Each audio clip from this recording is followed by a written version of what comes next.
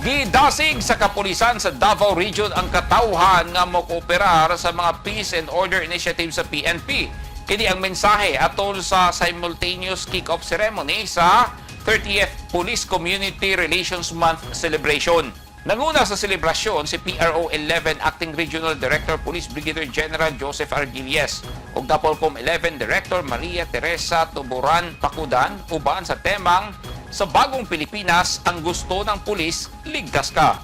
Sa mensahe ni Director Tuburan Pakudan, gipasabot ni ini ang kaimportante sa pagserbisyo sa komunidad, pagpalikon sa panag-uban ug respeto ug pagtinabangay alang sa kalinaw sa Davao Region.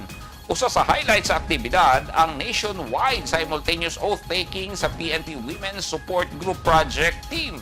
Sila ang mamahimong ehemplo, budasig ug manguna sa advokasya sa kababayenhan nga miyembro sa PNP.